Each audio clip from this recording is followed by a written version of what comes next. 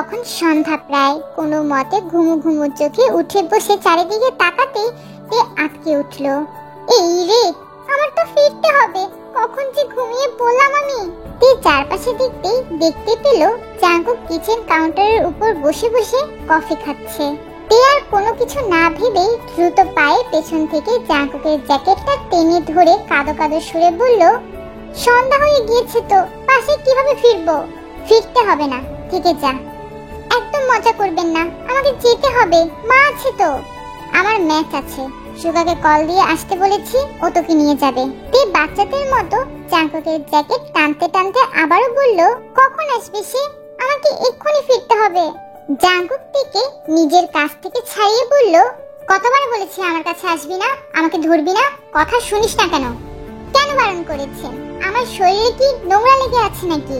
Jungkook এবার উঠে দাঁড়িয়ে তের দিকে এগোতে এগোতে বলল, তোর শরীরে কি লেগে আছে সেটা কেবল আমিই জানি।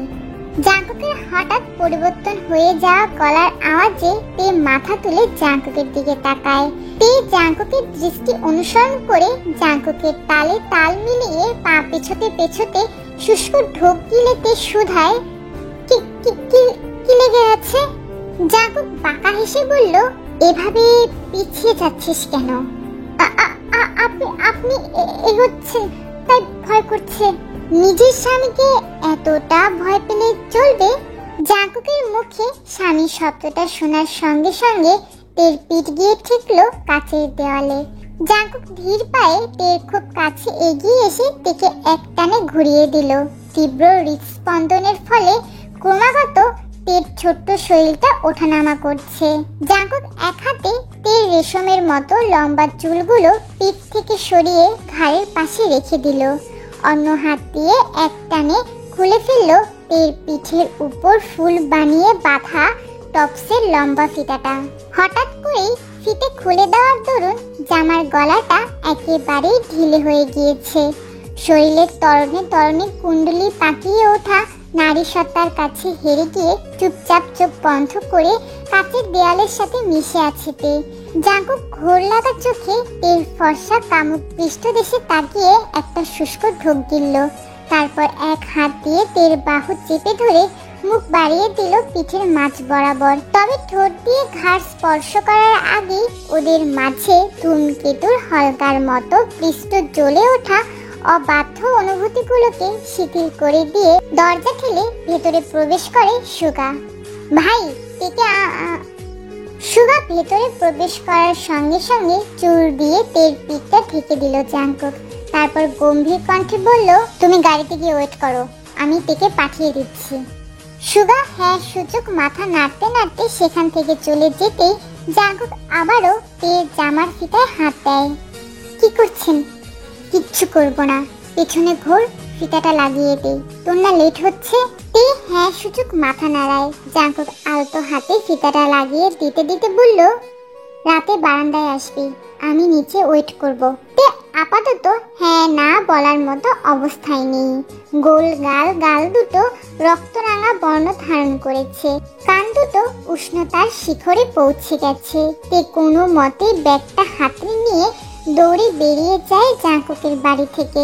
তে বেরিয়ে যেতেই ইয়নতান জাঙ্কুকের পায়ের কাছে এসে মিয়াও মিয়াও লাগিয়ে দিয়েছে।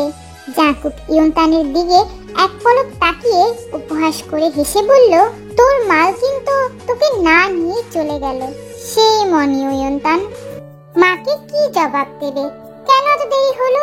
মা নিশ্চয় অনেক রেগে আছেন। এসব নানান বিষয় ভাবতে ভাবতে তে দ্রুত সিঁড়ি দিয়ে উঠতে নিলে হঠাৎ কারোর সাথে ধাক্কা লেগে তে প্রায় পড়েই যাচ্ছিল। তার আগেই তেকে দু হাতে সামলে নেয় সামনের ব্যক্তিটা। ঠিক আছো পিচ্চি পাখি? সবিনকে দেখা মাত্রই কেমন জানি তের মেজাজটা চড়াও হয়ে গেল। সেই সাথে সবিনের দেওয়া অসহ্য নিকনেম। তে কোনো মতে নিজেকে সামলে নিয়ে কাট গলায় বলল, আমি ঠিক আছি, ধন্যবাদ, কিন্তু আপনি এখানে এত রাতের বেলা কি করছেন? ধান্দা কি সেটা বলুন তো।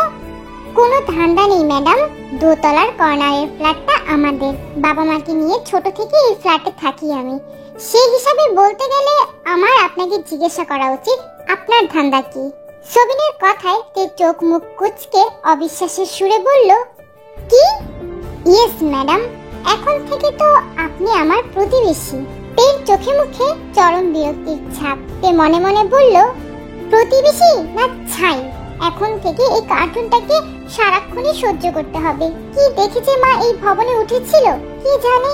এই যে পিচ্চি পাখি, কিছু ভাবছো? সবিনের কথায় তে সিঁড়ি ডিঙিয়ে উপরে যেতে যেতে বিরক্তির সুরে বলল, আপনার ঢঙ্গি ডাক শোনার মতো সময় আমার নেই, তারা আছে আমার।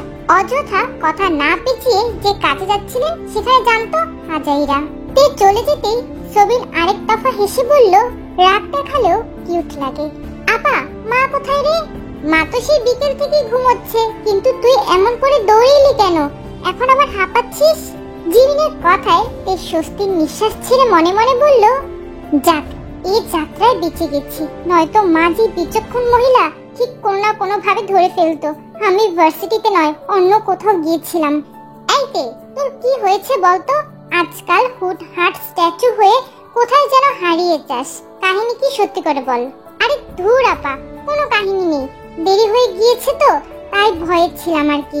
যাই হোক, একটু পানি খাই। তে ডাইনিং টেবিলের দিকে এগিয়ে গিয়ে পানি খাচ্ছিল। তখনই জিমিন তের পেছনে এসে দাঁড়িয়ে বলল, তে তোর জামার ফিতে এমন গিট্টু মারা কেন? এখন এটা বলিস না যে জামার ফিতে এমন গিট্টু মেরে তুই সারা ভার্সিটি ঘুরে বেরিয়েছিস। কথাটা বলেই জিমি অট্টহাসিতে ফেটে পড়ে। তখনকার করা জাঙ্কুকের কর্মকাণ্ডের কথা মনে পড়তেই তের হাত যায় জামার পিছনে। এই কাজ যে জাঙ্কুকের করা। জাঙ্কুক তখন জামার ফিতাটা টান মেরে খুলে ফেলেছিল, তারপর নিজেই বেঁধে দিয়েছে। কিন্তু এমন করে গিট্টু মেরে জামার ফিতা কি লাগায়? তখনকার কথা মনে পড়লে অজানা শিহরণে এখনো শরীরটা কম্পিত হয়ে উঠছে।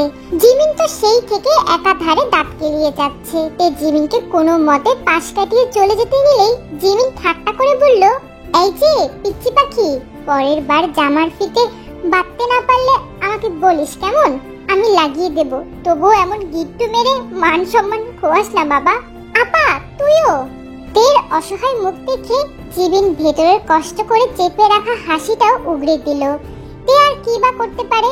তে ভেতরে ঢুকতে ঢুকতে মিনমিনিয়ে বলল, তুই ভুল ভাবছিস আপা, এটা আমার নয়, প্রফেসর জেকের কাজ। রাত জেগে অপেক্ষার প্রহর গোনার মতো ধৈর্যের কাজ আর বোধহয় কিছুতেই নেই। তা গত 2 দিনে হাড়ে হাড়ে টের পেয়েছে তে। সেদিন জাঙ্কুক বলেছিল বারান্দায় অপেক্ষা করতে, জাঙ্কুক আসবে। কই, জাঙ্কুক তো আসলো না। নির্দয় জাঙ্কুক তার কথা রাখেনি। এদিকে 2 দিন ধরে জাঙ্কুককে দেখতে না পেয়ে তের বুকের ভেতরের সুপ্ত চিনচিনে ব্যথাটা কেমন মাথা চাড়া দিয়ে উঠেছে। বারবার বারান্দা গলিয়ে চোখ দুটো হাতড়ে বেড়ায় কংক্রিটের ভবনের পেছন থেকে চলে যাওয়া নির্জন রাস্তায়। কেবল বুকের মাঝে অদম্য এক আসক্তি। সেদিনের মতো হুট করে দেখা হলেও তো হতে পারে। রক্তটা ছন্ন ছাড়া বেপরোয়া জাঙ্কুক তীর জন্য আবারও একই ভাবে দাঁড়িয়ে অপেক্ষায় থাকলেও তো থাকতে পারে। আমি আসলে একটা বোকা। জিওন জাঙ্কুকের মতো মানুষ একদিন দাঁড়িয়েছে বলে প্রতিদিন এসে দাঁড়িয়ে থাকবে, এটা ভাবা ভুল, চরম ভুল। আর না, আমি এতটাও গুরুত্বপূর্ণ কেউ। আমি সবসময় একটু বেশি আশা করে ফেলি। 2 দিন ধরে না ঘুমানোর ফলে তের চোখে রাজ্যের ঘুম। ঠিক কেবলই বিছানায় শুয়ে চোখ জোড়া বন্ধ করেছিল, ঠিক তখনই জিমিন দরজায় সশব্দে কড়া নাড়ল। হঠাৎ আওয়াজ হয় তে শোয়া থেকে লাফিয়ে উঠল। তে বুঝতে পারে আপা ডাকছে। তে এগিয়ে গিয়ে দরজা খুলে দিতেই জিমিন নিজের ফোন তের দিকে এগিয়ে দিয়ে বলল, সুগা কিছু বলবে তোকে, হয়তো ভার্সিটির বিষয়ে। দেখ তো কি বলে। আমাকে মা ডাকছে, আমি এক্ষুনি আসছি। জিমিনের কথার আগা মাথা তে কিছু না বুঝেই মাথা নাড়িয়ে ফোনটা কানে ধরল। হ্যালো, জাঙ্কুক ভাই কনফারেন্সে আছে, কথা বলো তে। জাঙ্কুকের কথা শোনা মাত্রই তের পিলে চমকে গেল। এতক্ষণে স্থির থাকা হাত দুটো হুট করে কাঁপতে শুরু করলো। হৃদয়ের সুপ্ত চিনচিনে ব্যথাটা মুহূর্তে দ্বিগুণ হয়ে উঠল। তে দ্রুত পায়ে রুমের দরজা সপাটে লাগিয়ে দিল। তৎক্ষণাৎ ফোনের বিপরীত পাশ থেকে ভেসে এলো সুপরিচিত চমৎকার সেই পুরুষালী কণ্ঠস্বর, বারান্দায় আইতে। তের মনে হলো কতগুলো দিন পর এই রাগী রাগী আওয়াজটা তে শুনতে পেল। তে ফোন কানে নিয়ে ছুটে গেল বারান্দায়। বারান্দার কানে সে ভর করে নিচের দিকে অবলোকন করতেই তে দেখতে পেল সেই সুদর্শন গম্ভীর নির্দয় মানুষটাকে, যাকে এক নজর দেখার জন্য চাতক পাখির মতো অপেক্ষার প্রহর গুনেছিল তে। জাঙ্কুকের ওই ভাষা কামুক চোখে বেশিক্ষণ তাকিয়ে থাকার শক্তি হলো না তের, তাই তে চোখ ঘুরিয়ে এদিক ওদিক তাকাচ্ছে।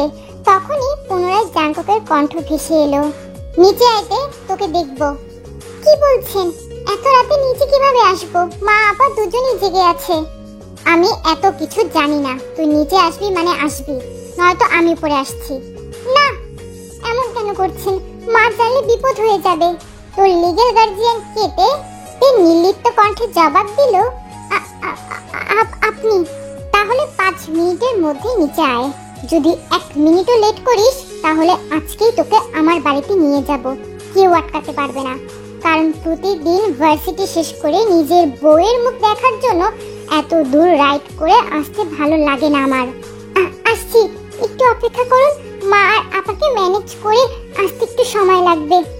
তাড়াতাড়ি আয়। 5 মিনিট না, সে 10 মিনিটের মাথায় নেমে এলো। মাথায় আজও সেদিনের মতো ঘুমটা। 5 মিনিট লেট। এভাবে কেন বলছেন? কত কষ্টে লুকিয়ে চুরিয়ে বের হয়েছে, আপনি তা জানেন? কতদিন লুকাবে এভাবে? সে মাথা নত করে ছোট করে বলল, জানি না। জাঙ্কুক তের হাত টেনে তেকে নিজের কাছে নিয়ে এসে শুধালো, আমাকে মিস করিসনি? তে জবাব দিল না। জাঙ্কুক এবার তের দিকে একটা প্যাকেট এগিয়ে দিয়ে বলল, দেখ তো পছন্দ হয় কিনা। কি আছে এতে? খুলে দেখ। এমা, এ তো ফোন। এত দামি ফোন আমাকে কেন দিচ্ছেন? আমি এটা নিতে পারবো না। এটা তোর মায়ের রেডিমেড কোম্পানির টাকায় কেনা নয়, তোর স্বামীর উপার্জনের টাকায় কেনা। নিতে পারবি না মানে? এভাবে কেন বলছেন? জাঙ্কুক নিজেকে খানিকটা শান্ত করে নরম সুরে বলল, আর বলবো না, কাছে আয়। জাঙ্কুক তের জন্য অপেক্ষা করলো না, বরং নিজ হাত দিয়ে তেকে অনেকটা কাছে টেনে নিয়ে এলো। দূরত্ব খুব একটা নয়, তবুও তের কোমর চেপে ধরে আরো খানিকটা দূরত্ব ঘুচিয়ে নিল জাঙ্কুক। তে এবার পুরোপুরি জাঙ্কুকের বাঁধনে।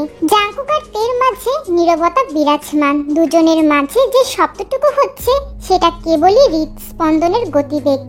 জাঙ্কুক আলতো হাতে তের গালে হাত ছুঁয়ে কিসিয়ে বলল, আই মিস ইউ হার্টবিট। এতক্ষণের নীরবতা ভেঙে জাঙ্কুকের এমন কথায় হঠাৎ কেঁপে উঠল তে। শরীরের সাথে সাথে কম্পন ছড়িয়ে পড়ল সমগ্র মুখমণ্ডলে। তীর তীর তীর করে কাঁপতে থাকা ঠোঁটের দিকে তাকিয়ে শুষ্ক ঢুক দিল জাঙ্কুক।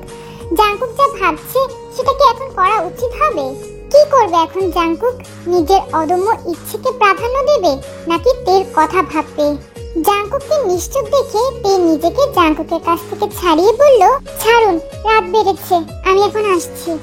কথা শেষ করে তে 2 কদম পা সামনে এগোতেই জাঙ্কুক পেছন থেকে তের ওড়না টেনে ধরে। ওড়না কেন টেনে ধরেছেন? জাঙ্কুক তের ওড়নাটা হাতে পেঁচিয়ে তেকে নিজের দিকে টানতে টানতে বলল, কাছে আয় বলছি। তে পুনরায় জাঙ্কুকের কাছাকাছি এলে জাঙ্কুক এক টানে তেকে নিজের মুখোমুখি দাঁড় করিয়ে মাদকতা মিশ্রিত স্বরে বলল, হার্টবিট, রাইট নাও আমি এমন কিছু করব যেটা তোর পছন্দ নাও হতে পারে, but I can't control myself. Be patient, okay? কি করবেন? জাঙ্কুক এক হাত তের ঘাড়ের পেছনে দিয়ে তেকে নিজের দিকে টেনে এনে চোখ বন্ধ করে নিজের ঠোঁট ছলো তের নরম তুলতুলে গোলাপি অধরে। সাথে সাথে 2 হাত দিয়ে তে খামচে ধরল জাঙ্কুকের শার্ট। ভেতরের দীর্ঘ নিঃশ্বাস ক্রমান্বয়ে বৃদ্ধি পাচ্ছে তের। জাঙ্কুকের ঠোঁটের স্পর্শে ধূমকেতুর হালকার মতো শিহরণ ছড়িয়ে পড়ছে তের শরীরের রঞ্চে রঞ্চে। খানিক বাদে জাঙ্কুক ঠোঁটের দূরত্ব বাড়িয়ে এক ঝলক তের মুখটা পরখ করে নিল। বিরক্তির লেশ মাত্র নেই তের চোখে মুখে, যা আছে তা কেবলই ভয়তুর অনুভূতি।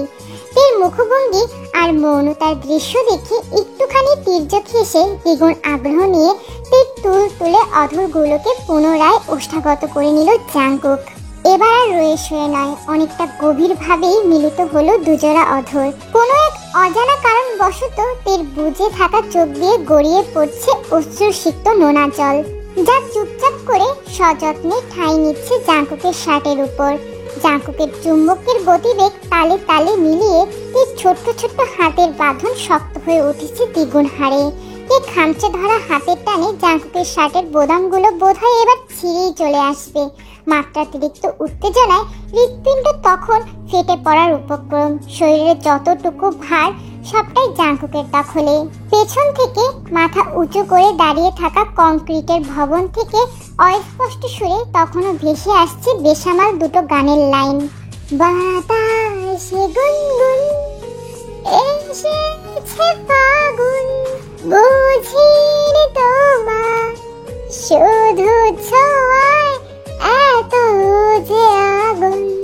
আদা, রসুন, কাঁচামরিচ, পেঁয়াজ, লবণ, ঢেঁড়স, মূলা, ফুলকপি, বাঁধাকপি, চাল, ডাল, তেল, উফ, এত গ্রোসারি দিয়ে কি করবে তুমি জিমি? তোমাদের বাসায় কি বিয়ে লেগেছে? এভাবে কেন বলছেন? আপনার জন্যই তো এত বড় ফর্দ বানালাম। আমার জন্য মানে? আপনার সাথে বের হতে গেলে তো হাতে একটু সময় নিয়ে বের হতে হবে, তাই মাকে বলেছি অনেক কিছু কিনতে হবে। বুঝলাম। তারপর আঙ্গুলের ইশারা করে পেছনে তের পায়ে পা লাগিয়ে ঝগড়া করতে থাকা সোবিনকে দেখিয়ে বলল, কিন্তু ওটাকে কেন নিয়ে এসেছো? মা জোর করে ধরিয়ে দিয়েছে। কাজকর্ম তো সব চামচাদের মতো, এত বড় বড় কথা কেন বলেন শুনি? তুমিও তো পিচ্চি, তাহলে এত ঝাঁজ কোথা থেকে আসে তোমার শুনি? আমাকে কোন দিক থেকে পিচ্চি বলে মনে হয় আপনার? আশ্চর্য! পিচ্চি নয় তো কি, দেখো এখানে সাইজে সবার থেকে ছোট তুমি। আমার তো মনে হয় তোমার বিয়ের উপযুক্ত ছেলে পাওয়াই মুশকিল হয়ে যাবে। আমার বিয়ে নিয়ে আপনার মাথাটা না ঘামালেও চলবে। আমার স্বামী আপনার থেকে লম্বা সুদর্শনী হবে, তাই আপাতত নিজেরটা ভাবুন। কথা শেষ করে তে মুখ ছালটি দিয়ে অন্যদিকে ঘুরতেই দেখলো জাঙ্কুক বাইক থামিয়েছে ওদের সামনে। তে জাঙ্কুককে দেখে দৌড়ে জিমিনের কাছে যেয়ে বলল, এই আপা, উনি এখানে কি করছেন? হ্যাঁ তাই তো। সুগা, আপনি জাঙ্কুক ভাইকে কেন ডেকেছেন?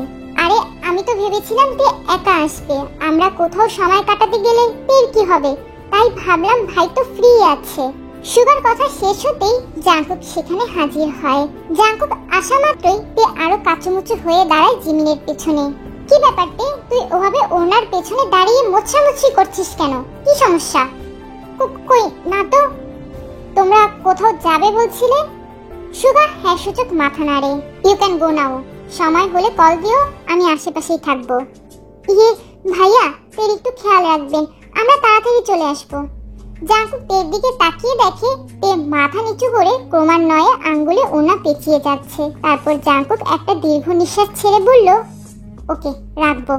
এই যে পিচ্চি, চলো এবার বাজারগুলো করে ফেলি। এক্সকিউজ মি, কি বললে ওকে তুমি? হ্যালো স্যার, আপনি?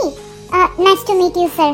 জাঙ্কুক তো প্রথমেই চেয়েছিল কয়েকটা পাঁচ মারতে, তবে ছেলেটার সম্মান দেখে জাঙ্কুক বিব্রত হলো। জাঙ্কুক তের হাত থেকে বাজারের লিস্টটা সোবিনের হাতে ধরিয়ে দিয়ে বলল, বাজারটা করে আনুন, আমরা ওয়েট করছি।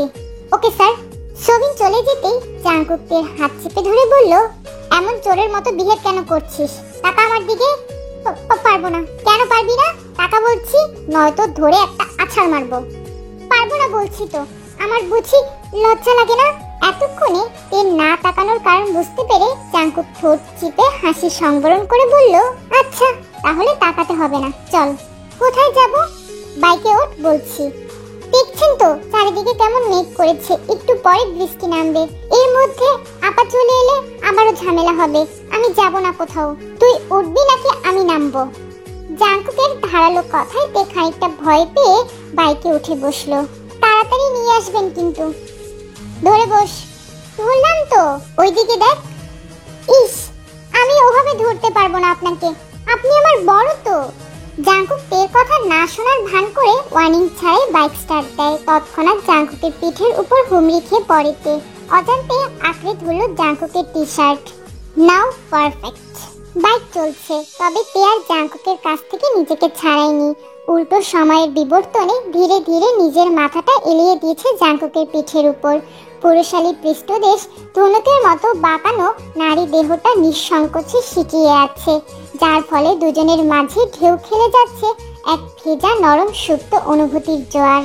তে যা বলেছিল তাই হলো। কিছুক্ষণ যেতেই মাঝ রাস্তায় ঝুম বর্ষণে আটকে পড়লো ওরা। নিজেদের বৃষ্টির হাত থেকে বাঁচাতে গাছের নিচে ঠাঁই নিল দুজন। তের পরনে লাল টুকটুকে চুড়িদার, যা এই মুহূর্তে ভিজে গিয়ে শরীরের সাথে চুপসে লেগে আছে। তাও গায়ের ওড়নাটা দিয়ে বৃষ্টি আড়াল করে দাঁড়িয়ে আছে তে। জাঙ্কুক এগিয়ে এসে নিজেও তের ওড়নার মধ্যে ঠাঁই নিল। তে এবার একটু ভালো করে জাঙ্কুকের মাথার উপর ওড়নাটা ছড়িয়ে দিয়ে বলল, আপনাকে আজকাল বড্ড আপন লাগে। জাঙ্কুক ঘোর লাগা দৃষ্টিতে তের ভেজা মুখমণ্ডল পরখ করে বলল, আমি বরাবরই তোর আপন ছিলাম, তুই বুঝতে পারিসনি, সেটা তোর ব্যর্থতা। জাঙ্কুকের চোখ আটকে আছে তের কোমল ফিনফিনে রক্তরাঙা ঠোঁট জোড়ায়। মানুষ একবার কোনো কিছু পেয়ে গেলে সেটা বারবার পেতে চায়। জাঙ্কুকও তার ব্যতিক্রম নয়। জাঙ্কুক এই মুহূর্তে তের ঠোঁটের দখলদারি পেতে চায়, ঠিক কাল রাতের মতো। পরম আবেশে ডুবে যেতে চায় তের ঠোঁটের ভাঁজে। শুধু চাই বললে ভুল হবে। জাঙ্কুক ইতিমধ্যেই তে খুব কাছাকাছি গিয়ে সেটা করার জন্য উদ্ধত হলেই তে আঁচ করতে পেরে লজ্জাতে দ্রুত পেছনে ঘুরে দাঁড়ালো। কিন্তু জাঙ্কুক পিছপা হলো না, বরং একটু একটু করে এগিয়ে পেছন থেকে তেল লম্বা চুলগুলো একপাশে সরিয়ে মুখ ডুবিয়ে দিল তের গলার খাঁজে। চোখ বন্ধ করে প্রিয় নারীর ভেজা শরীর থেকে শুষে নিতে লাগলো প্রতিটা বাড়িকণা। জাঙ্কুকের এতটা কাছে আসা সহ্য হলো না তের। তড়িৎ গতিতে ঘুরে মুখ লুকালো জাঙ্কুকেরই বুকের মাঝখানে। তের শরীরের তীব্র কাঁপুনিতে জাঙ্কুকের মাঝে তৈরি হওয়া অদম্য সুপ্ত পুরুষালী চাহিদাগুলো মুহূর্তে হারিয়ে গেল। জাঙ্কুক আস্তে করে তের পিঠে হাত রেখে নরম সুরে বলল, ইটস ওকে বেবি। আপনি কি সত্যি আমার প্রেমে পড়েছেন? কবে পড়লেন বলুন না? এতগুলো বছর পর এই প্রশ্ন করছিস, কি উত্তর দেব আমি? জাঙ্কুকের প্রতি উত্তরের গভীরতা আঁচ করতে পেরে তে আবারও দু হাতে জাঙ্কুকের গলা জড়িয়ে ধরল। আজ বোধহয় তেও প্রেমে পড়েছে, তের স্বামী নামক ব্যক্তিগত পুরুষটির প্রেমে, সত্যিকারের প্রেমে।